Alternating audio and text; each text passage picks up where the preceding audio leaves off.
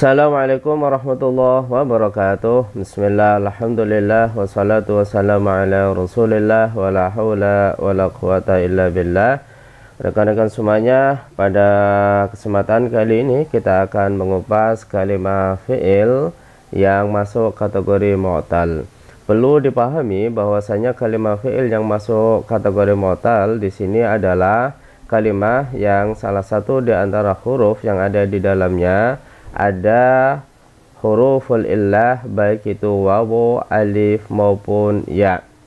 Dan untuk kalimat yang di dalamnya ada huruful illah itu sendiri pun terbagi menjadi 4 bagian.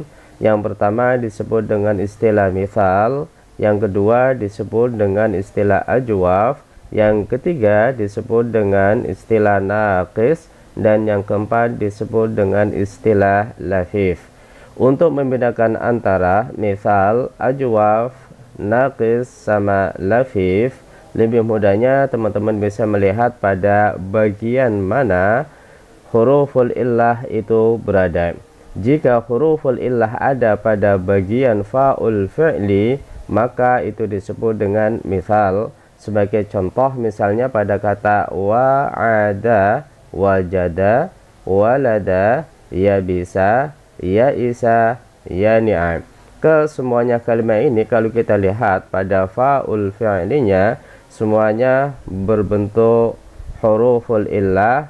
Yang wa'ada ini berupa wawu, kemudian ya bisa berupa ya.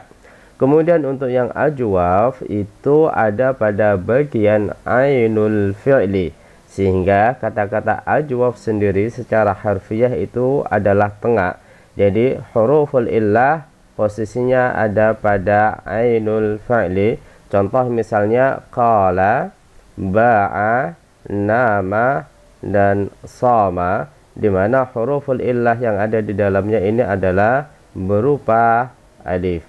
Kemudian untuk naqis, kata naqis itu sendiri secara harfiah, secara lafdhiyah artinya adalah kurang. Artinya manakala huruful illah ada pada bagian lamul fi'li. Contoh misalnya pada kata roma, sa'a, da'a, dan sama, sehingga pada saat kita melihat bagian lamul fi'li ini semuanya berupa huruful illah, yaitu berupa alif dan berupa ya. Kemudian untuk lafif, lafif itu ada dua bagian. Ada kalanya lafif mafruk dan ada kalanya lafif makrun. Secara sederhana untuk kalimat fi'il yang mu'tal kemudian masuk kategori lafif manakala ada dua bagian dari huruful illah dalam satu kata, baik itu ada pada bagian ainul fi'li dan lamul fi'li, atau pada bagian fa'ul fi'li dan lamul fi'li. Sebagai contoh misalnya syawa, rawa, untuk ainul fi'li dan lamul fi'li ini berupa huruful illah.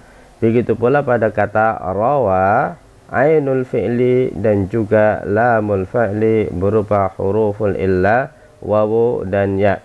Sementara pada kata wasya dan wasa ini fa'ul fi'li dan lamul fi'li berupa huruful illah. Begitu pula untuk wasa. Yang membedakan antara lafif mafruk dan lafif makrun sejatinya ada pada posisi huruful illah itu sendiri. Jika posisinya ada pada fa'ul fi'li dan lamul fi'li, maka disebut dengan istilah mafruq. Mafruq artinya dipisah. Dipisah dengan apa? Dipisah dengan hurufus sahih berupa ainul fi'li.